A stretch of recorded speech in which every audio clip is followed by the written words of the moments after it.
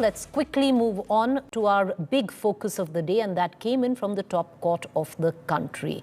The Supreme Court today did not stay the WAQF law, but passed an injunction, at least, on two of the most contentious provisions of the law. What does it mean? Can it be seen as an interim setback for the government? Take a look. Top court steps in on WAQF law. Interim setback for government. Injunction on WAQF's contentious provisions in new law. The Supreme Court has said that the Central WAQF Council and the State WAQF Board will not be constituted. WAQF by user cannot be deleted.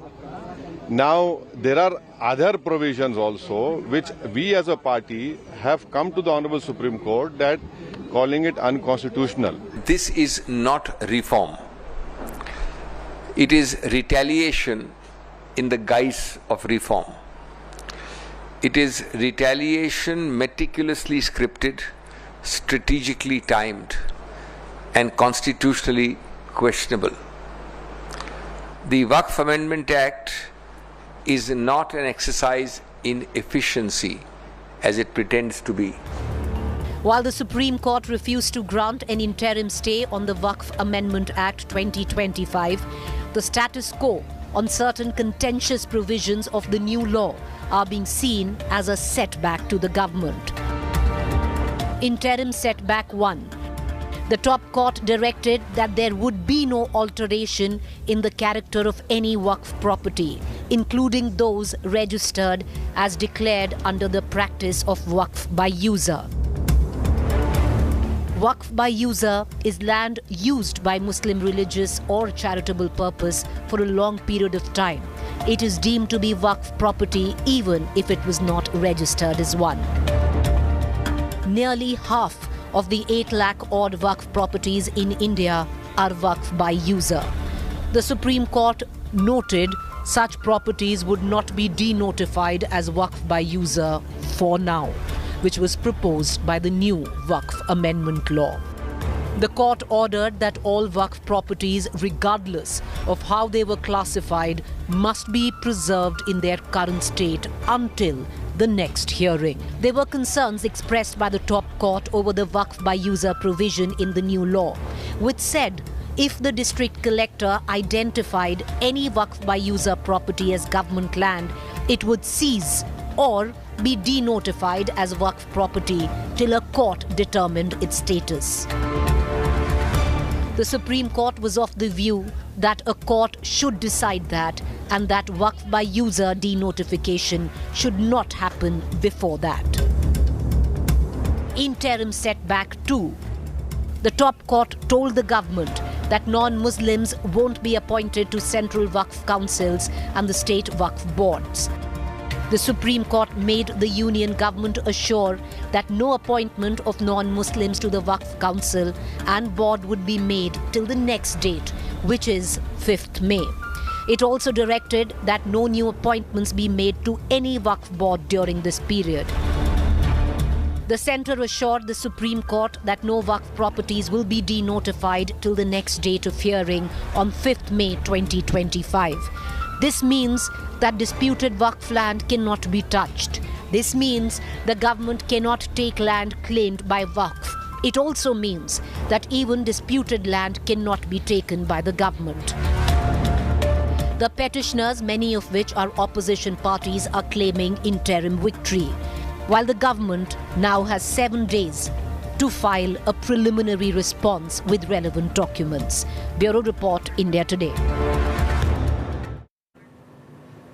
In all of this, viewers, do underline the term interim because the next hearing is on the 5th of May.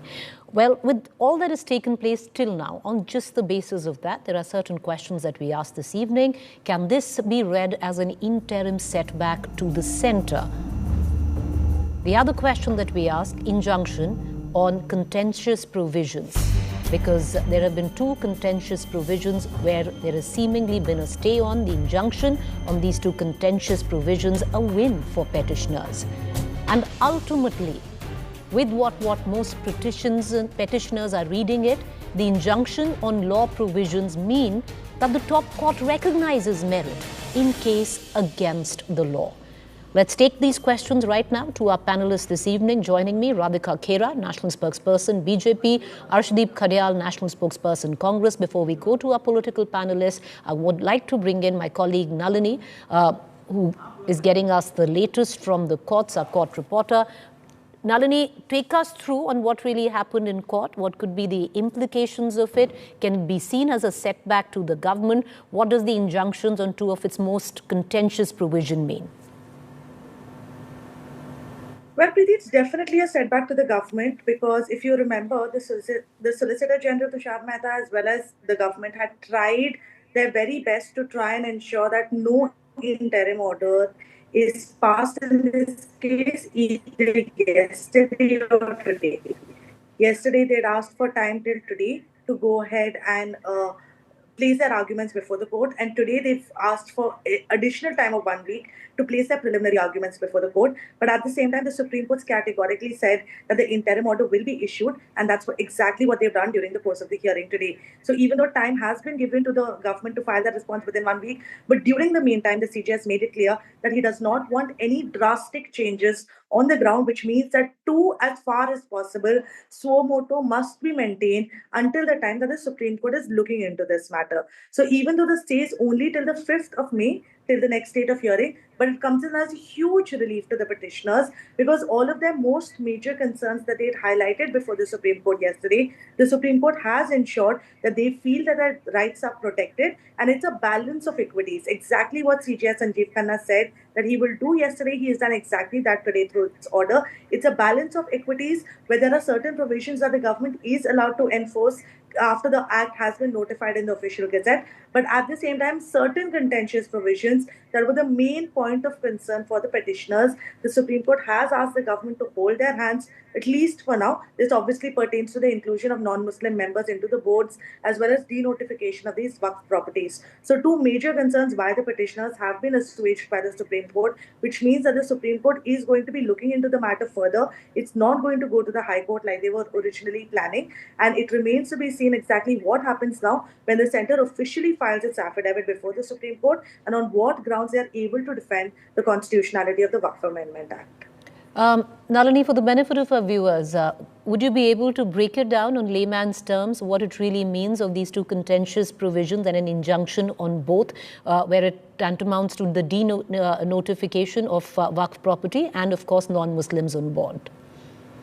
Yes, Preeti. In fact, the first provision that talks about denotification of the properties, the centre had specifically assured the Supreme Court that no registered property, whether it's registered by a deed or it's notified as a WAQF by user property, no registered and notified property will be notified by the centre. Now, originally, what the act was saying was that any property that's WAQF by user that does not have the proper documentation in place, that does not have the proper papers, can in fact be denotified as a WAQF property. And that was a main concern that the petitioners had raised in the hearing yesterday, where they'd spoken about there are so many mosques, there are masjids, there are monuments, there are so many properties that are being used as the WAQF properties simply by virtue of the fact that they are WAQFs and they don't have a proper documentation in place. So it's important that these are not denotified, which is exactly what CJ Sanjeev Khanna also told the centre. The second main contention was regarding inclusion of non-Muslim members within the WAQF board and the WAQF council.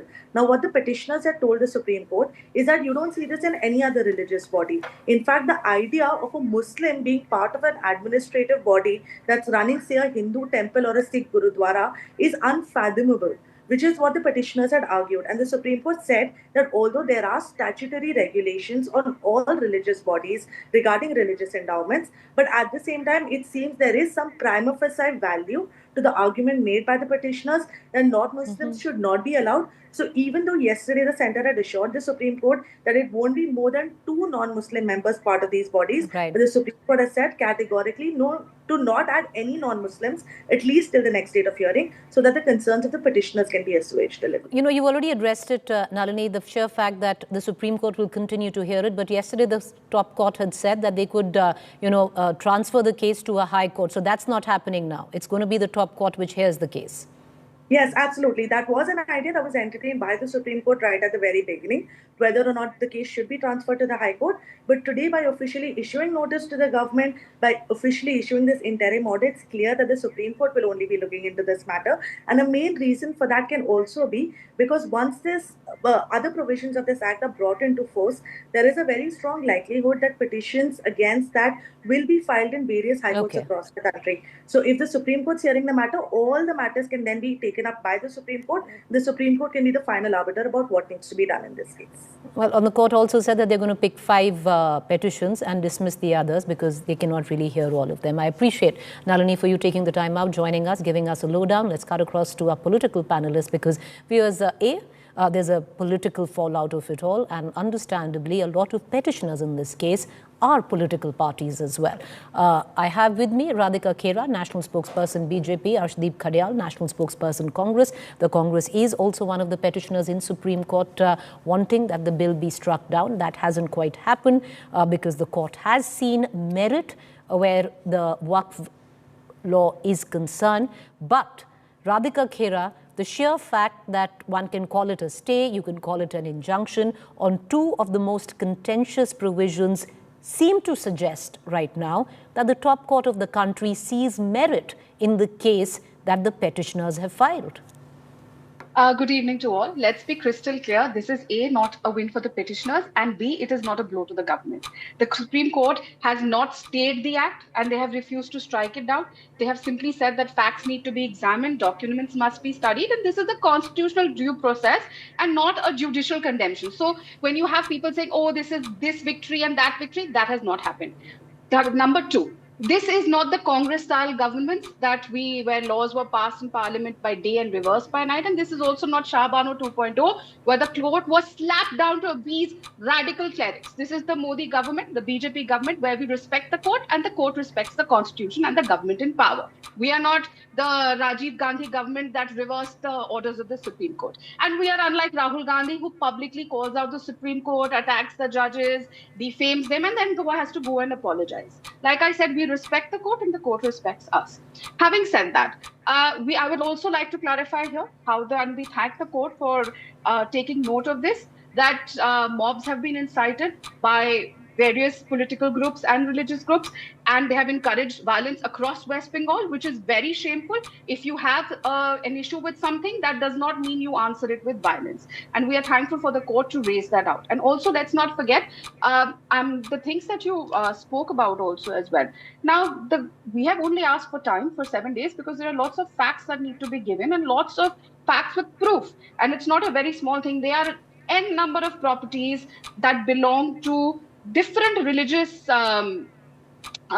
temples, and you have gurdwaras and churches, which the WAQF board is taking claim on. So the government is going to come back with proper proofs, and as also those petitioners, over 120 petitioners are there, whether it's the Congress, and what is going to be out there to see is that the so-called people, ki hum thekedar hai in logon ke, whether it is the Congress, the Sapa, the Mamata Banerjee. Okay.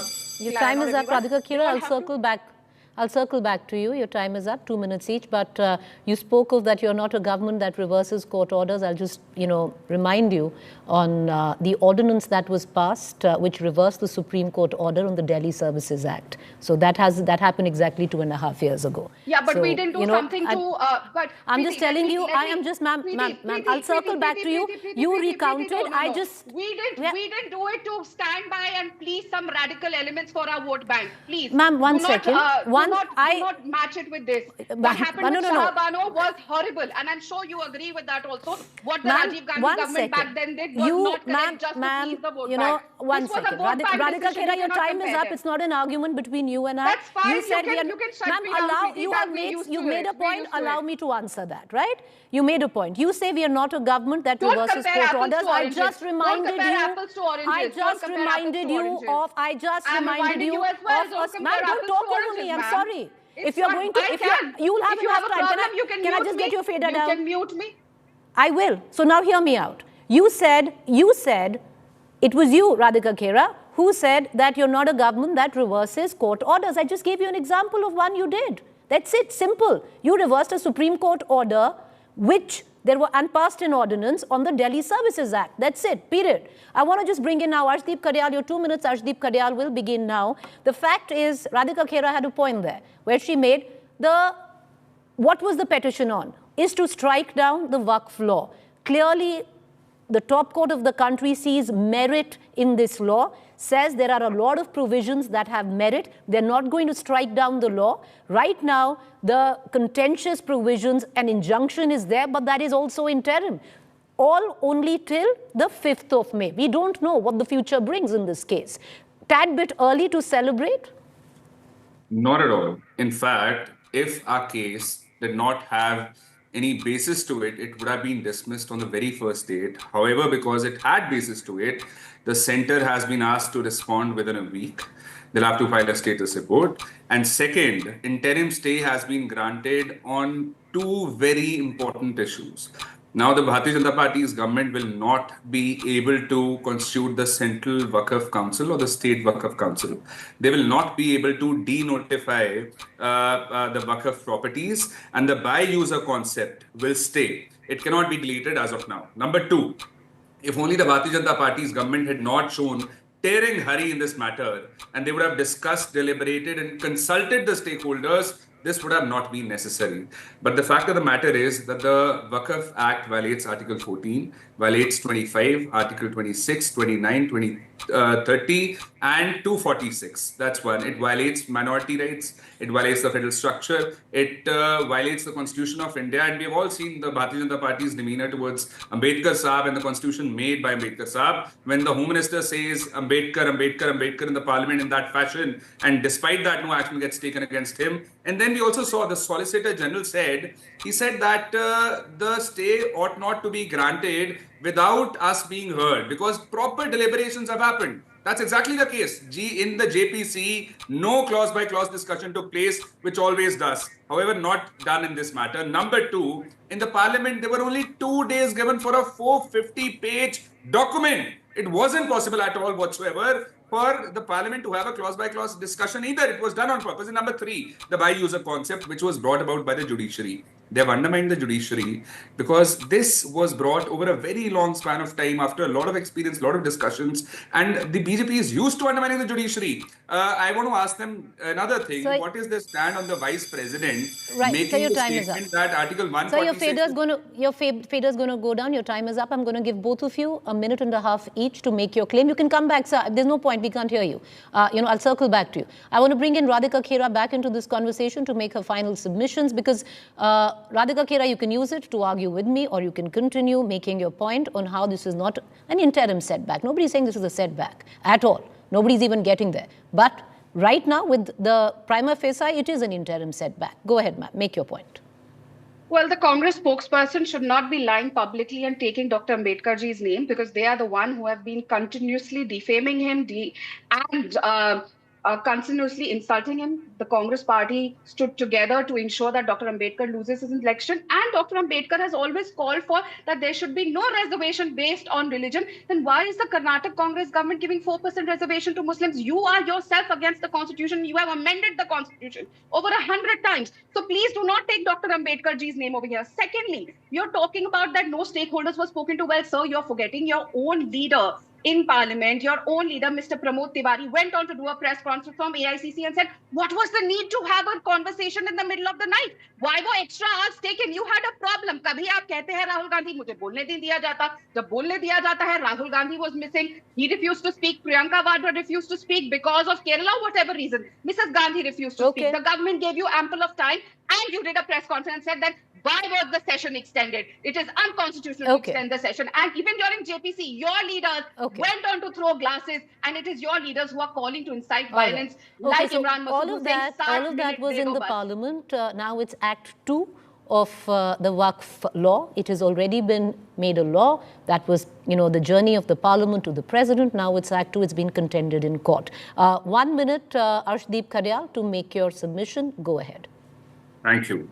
I would only request the Bharatiya Janata Party to give an assurance on national TV that they will not be bypassing the Supreme Court's order like they have been doing back in the day. whether it be at the time of Delhi Services Act, whether it be at the time of the Supreme Court order which said that CJ is to be made a part of the selection committee for Election Commission of India's appointment. And another thing, I want to ask their stance on the Vice President's statement, which says that Article 142 has become a nuclear missile against democratic forces that is available 24/7 to the judiciary. What does the Bharatiya Janata Party have to say about that? Because we have seen the Home Minister's statement about Ambedkar sir, when he uttered those words in the parliament, and we have seen the VP statement today. We want to know what that's all the time that we have for now. We're going to end it there. Once again, viewers, this is all interim, whichever side of the divide you look at it from. If you look at it as a setback for the government right now, where the two contentious provisions are concerned, it's only interim. It's only till the 5th of May. We don't know what happens on the 5th of May. But trust India Today to get you the ringside view and actually decoding what all of this legal jargon is about. And we hope we help you there.